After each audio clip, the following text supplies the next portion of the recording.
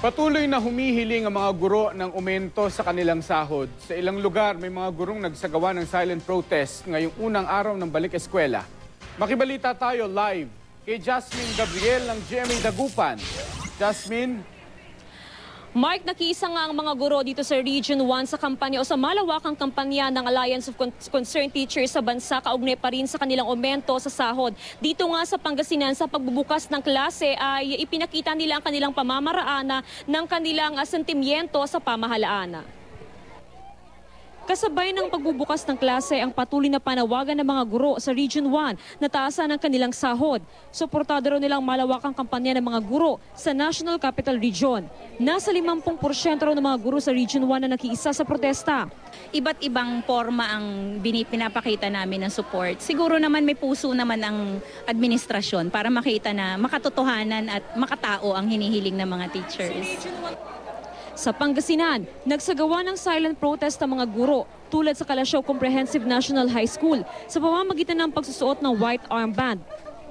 Paraan daw ito ng kanilang panawagan sa gobyerno na pakinggan ang kanilang mga sentimiento. May pananawagan natin sa gobyerno kung ano man ang nais natin para at least mabigyan ng marinig nila yung ating hinaing. Dapat lang tayong makiisa bilang suporta din sa mga kapwa guro kasi ang taas na mga bilihin ngayon. Kailangan din itaas yung sahod ng mga teachers, mga guro, kasi naman para at least madagdagan yung ating income.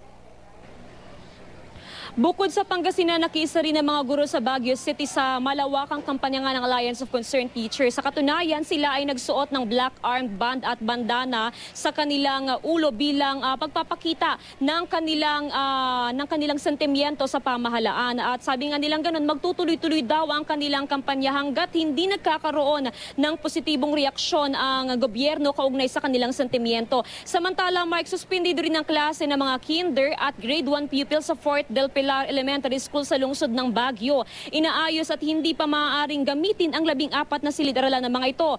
Tanging mga nasa grade 2 hanggang grade 6 lang ang nagklase ngayong unang araw ng pasukan. Inaasahan na by next week ay magsisimula na rin ang klase ng kinder at maging ng grade 1 sa Fort del Pilar Elementary School sa lungsod ng Baguio. Yan muna ang latest mula dito sa Dagupan. Balik sa iyo, Mark. Maraming salamat sa iyo, si Jasmine Gabriel ng GMA Dagupan.